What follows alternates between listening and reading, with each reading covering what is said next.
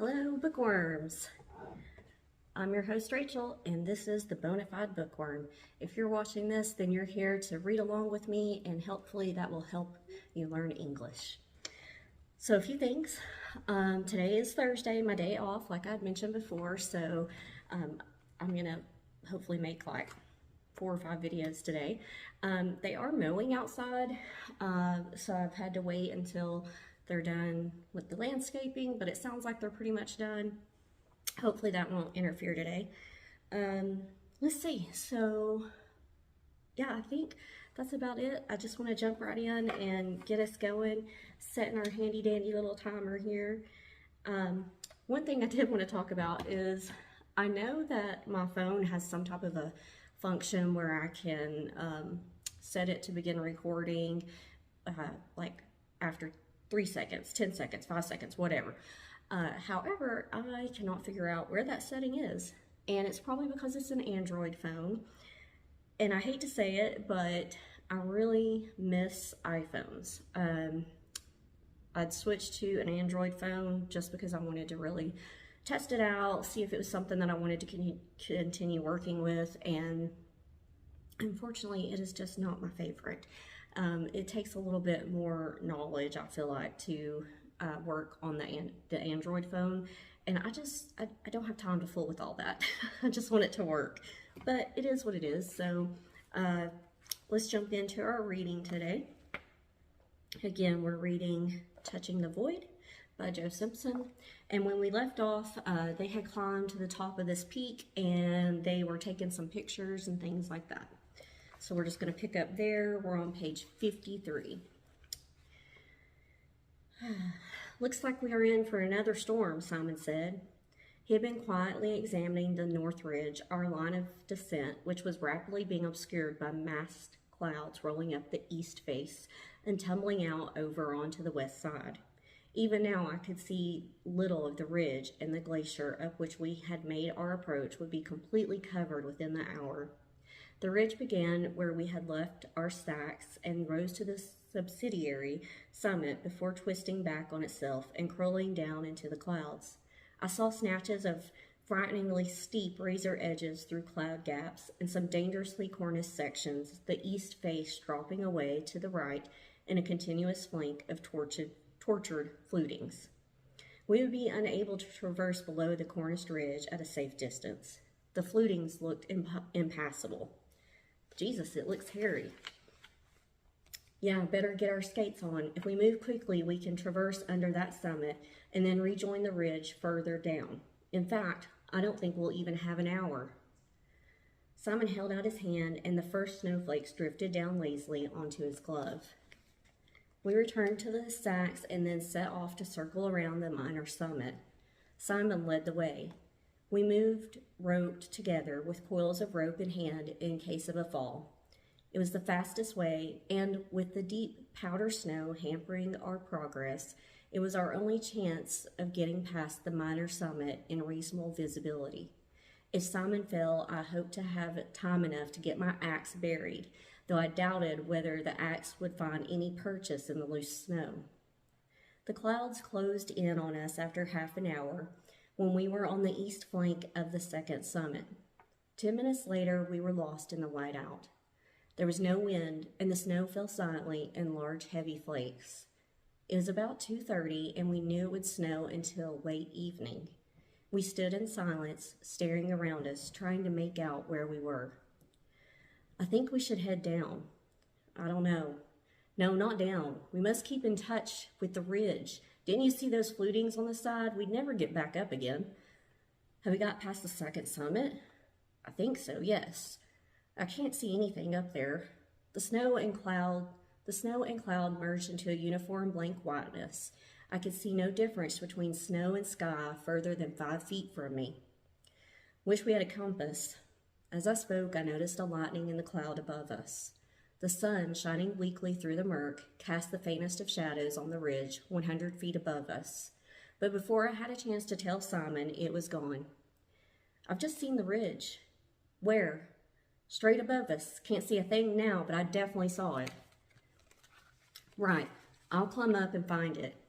If you stay here, you'll have better luck stopping me if I don't see the edge of the ridge in time." He set off, and after a short time, I had only the ropes moving through my hands to show me he was there. The snowfall was getting heavier. I felt the first twinges of anxiety. This ridge had turned out to be a lot more serious than we had ever imagined, while our attention had been focused on the route up the west face. I was about to call out to Simon and ask if he could see anything, but the words died on my lips as the rope suddenly whipped out through my gloves. At the same time, a deep, heavy explosion of sound echoed through the clouds. The ropes ran unchecked through my white, icy gloves for a few feet, then tugged sharply at my harness, pulling me chest first into the snow slope. The roaring died away. I knew at once what had happened. Simon must have fallen through the Cornish ridge, yet the volume of sound suggested something more like a sporadic avalanche. I waited. The ropes remained taut with his body weight. "Simon," I yelled, "you okay?" There was no answer.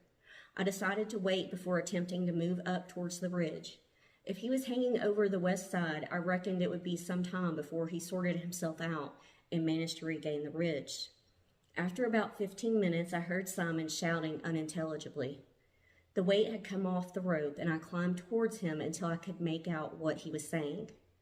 "I found the ridge." I had gathered that, and laughed nervously. He had indeed found a lot more of the ridge than he had bargained for. I stopped grinning when I reached him. He was standing shakily just below the crest. I thought I'd had it there," he muttered, suddenly sitting down heavily in the snow, as if his legs had failed him. "Bloody hell, that was it. The whole bloody thing fell off. God!" He shook his head as if trying to dislodge what he had just seen. When the fright eased and his body stopped pumping adrenaline, he looked back at the edge of the ridge and quietly told me what had happened. "I never saw the ridge. I just glimpsed the edge of it far away to the left. There was no warning, no crack. 1 minute I was climbing, the next I was falling. It must have broken away 40 feet back from the edge. It broke behind me, I think, or under my feet. Either way, it took me down instantly. It was so fast. I had no time to think. I didn't know what the hell was going on except that I was falling." "I'll bet." I looked at the drop of the face behind him as he bowed his head and breathed hard, one hand on his thigh trying to stop the telltale tremor in his leg. I was tumbling all over the place, and everything seemed to be happening in slow motion. I forgot I was tied to the rope. The noise and the falling, it just stopped me understanding anything. I can remember seeing all those huge blocks of snow falling with me. They fell at the same speed at first, and I thought, this is it. They were massive, 10, 20-foot square chunks. He was calmer now, but I shivered at the thought of what would have happened if I had moved up with him. It would have taken both of us. Then I felt the rope at my waist, but I thought it would just come down with me. I wasn't stopping, and all the blocks were smashing against me, flipping me over. He paused again, then continued. It was much lighter below me, and the blocks tumbled away from me down an enormous drop of space, spinning and breaking up. I kept getting glimpses of this as the snow walloped into me and spun me around. Perhaps I wasn't falling by then, but all the thumping and spinning made it feel as if I was. It seemed to be going on and on and on. I wasn't scared then, just totally confused and numb, as if real time was standing still and there was no longer time to be frightened. When he did finally stop, he was hanging in space, and we could see over to his left the ridge still peeling away. The cloud on the east side blocked the view slightly, but great blocks of snow were falling from the cloud and went crashing down the face below, as if the ridge was breaking away from him. At first, I was so disoriented, I wasn't sure whether I was safe or not. I had to think it out before I realized that you had held my fall. The drop below me was horrific. I could see right down the west face, 4,500 feet, clear all the way to the glacier. I was in a panic for a while. The huge drop had appeared so suddenly beneath me, and I was hanging 30 feet below the ridgeline, not touching the slope. The head wall of the west face was directly beneath me. I could see our route up the ice field. If that cornice had come down, we would We would just have disappeared without a trace, I ventured. How did you get back? Well, I tried to get back on the ridge, and it turned out to be one hell of a struggle. The break line left by the cornice was vertical snow and nearly 30 feet high. I didn't know if what was left after the collapse was safe. When I finally got up, I heard you shouting from down on the east face, and I was nearly too tired to answer. I still couldn't see an end to the fresh break line on the ridge. It seemed close to 200 feet. Funny how the visibility cleared as soon as I fell. 5 minutes later, and I would have seen the danger. We were now faced with a very dangerous ridge, which, although it had collapsed, was no safer as a result. We could see secondary fracture lines in the snow just back from the edge, and one particular fracture ran parallel to and only 4 feet away from the crest as far as we could see. All right, so we're going to stop on page 58, chapter 4, on the edge. And I'm going to continue recording today, try and get a bunch recorded so that I can recommit to Tuesdays and Thursdays posting online.